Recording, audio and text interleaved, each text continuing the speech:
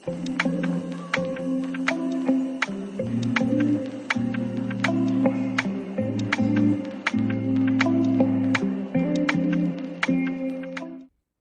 बच्चों, कैसे हो आप सब।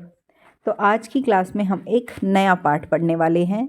कक्षा 2 का है ये पाठ और पाठ नंबर है 14 मतलब 14 और पाठ का नाम है बीज। बीज मतलब सीड्स, जो छोटे छोटे हमारे पास होते हैं सीड्स, जिनसे मिलकर फिर कोई पौधा या कोई पेड़, ठीक है, ये सब हमारा बन जाता है, तो उसको हम बोलते हैं। लेकिन सबसे पहले वो क्या होता है, एक छोटा सा तिनका होता है जिसको हम बोलते हैं बीज। क्या बोलते हैं? बीज।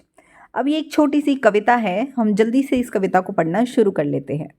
मुझे एक बीज मिला। एक बच्चा है, वो कह रहा है कि मुझे एक बीज मिला।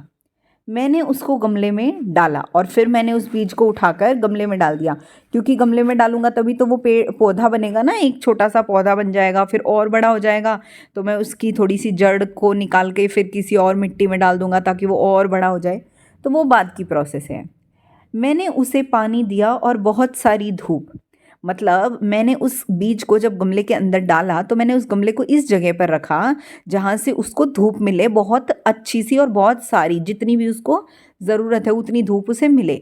और मैंने टाइम टू टाइम उसको पानी भी दिया, वक्त पे मैं उसको पानी भी देता रहा, क्योंकि जो पेड़ पौधे होते हैं, जो बीज होते हैं, उनको उगने के लिए पानी की ज़रूरत होती है और धूप की ज़रूरत होती है।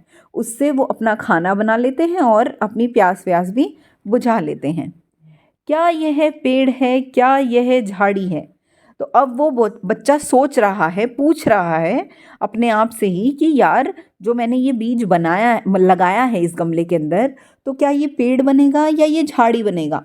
तो बेटा पेड़ तो होता है जो आपने ऐसे जहाँ पे भी आपने ये चीज़ें देखी होंगी, तो ये तो हमारे पास होता है पेड़। लेकिन जो झाड़ियाँ होती हैं वो कुछ इस टाइप की होती हैं, और ये पेड़ों के आगे पीछे साइड वाइड में होती हैं, और इनमें कोई फूल वूल नहीं होते, कोई पत्ते वत्ते नहीं होते। जो पेड़ होते हैं उनमें तो फूल भी होते हैं, पत्ते भी होते हैं, फल भी लग सकते हैं, पर झाड़ियों में ऐसा कुछ नहीं होता। ठीक है। क्या इसमें फूल होंगे, क्या इसमें फल होंगे? अब अगर पेड़ हुआ तो हो सकता है उसके अंदर कोई फूल हो, ठीक है, या अगर पेड़ ही हुआ तो उसके अंदर फल भी हो सकता है, पर झाड़ी होगी तो उसके अंदर कुछ नहीं होगा। क्या यह लंबा ऊंचा होगा, क्या यह छोटा ही रहेगा?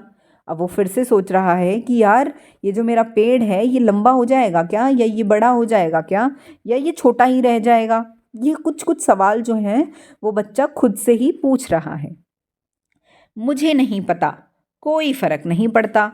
अब कहता है कि मुझे नहीं पता ये सारी बातें, मुझे कोई फर्क नहीं पड़ता इन चीज़ों से। ठीक है। तो ये ऐसे ऐसे खुद खुद से ही सवाल कर रहा है, खुद को ही जवाब दे रहा है।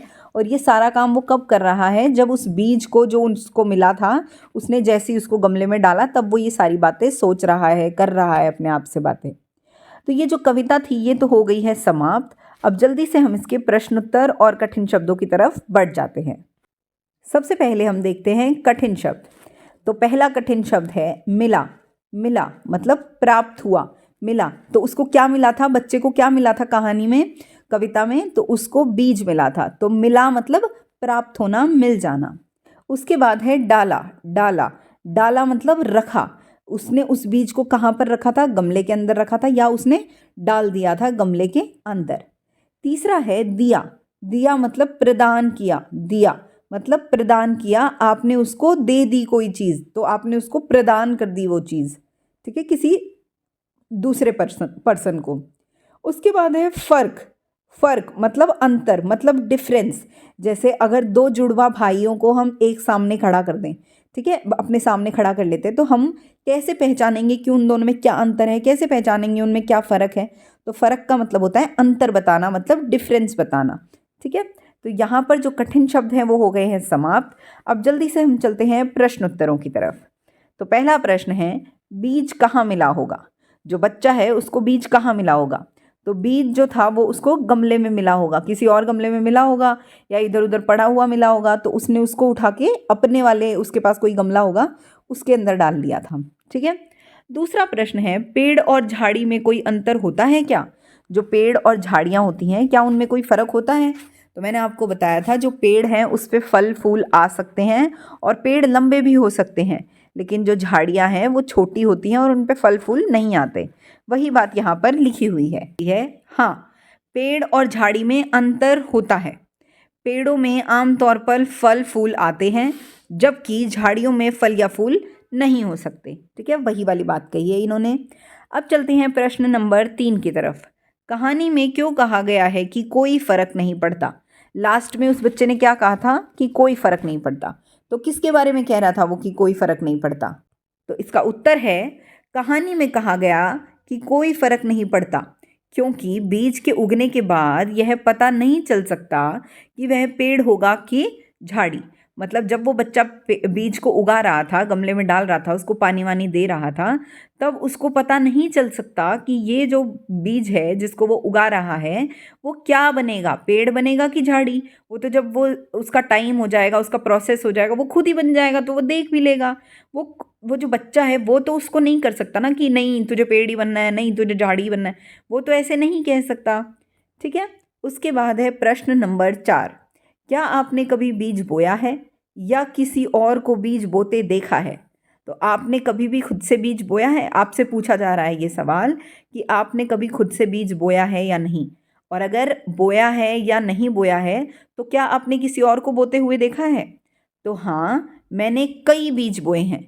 मैंने अपने घर में गमले में पौधे उगाए हैं। मैंने अपने स्कूल में भी बीज बोए हैं। मैंने कई बार किसी और को बीज बोते हुए देखा है। ठीक है, तो मैंने अपने घर पे भी बीज बोए हैं, मैंने गमलों में पौधे लगाए हैं, मैंने अपने स्कूल में भी बीजों से रिलेटेड काम किया है, पेड़ों से रिलेटेड काम किया है, और मैंने दूसरे लोगों को भी देखा है जब वो बीज बोते हैं।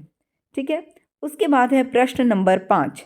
बीज बोने के लिए कौन कौन सी चीज़ें आवश्यक हैं? मतलब आवश्यक का मतलब होता है ज़रूरी। तो कौन कौन सी चीज़ें ऐसी हैं जो बीज जब आप बोते हो तो उसके लिए ज़रूरी होती हैं? तो बीज की ज़रूरत होती है बीज बोने के लिए। अगर बीज ही नहीं होगा तो फिर बोओगे कैसे? मिट्टी की ज़रूरत होती है। बीज को बोते किसके अंदर है? मिट्टी के अंदर। पानी की ज़रूरत होती है, मैंने आपको बताया था। उसको भूख प्यास सब लगती है। जो पेड़ होता है उसको भी भूख प्यास लगती है, जो बीज होता है उसको भी लगती है। जब आप उसको पानी वानी दोगे तभी तो वो बड़ा होगा ना। उसके बाद है धूप। धूप से वो अपना खाना बनाता है। तो जैसे ही उसको पानी मिलेगा, धूप मिलेगी और वो मिट्टी में बोया जाएगा, क्या? बीज। तो वो हमारे पास बड़ा होके पौधा या पेड़ या झाड़ी कुछ ना कुछ ज़रूर बन जाएगा। ठीक है, तो यहाँ पर ये जो पाठ था ये हो गया है समाप्त। मैं मिलूँगी आपसे नई वीडियो में नए पाठ के साथ। तब तक आप चैनल को लाइक शेयर सब्सक्राइब कर देना बच्चों। Bye bye.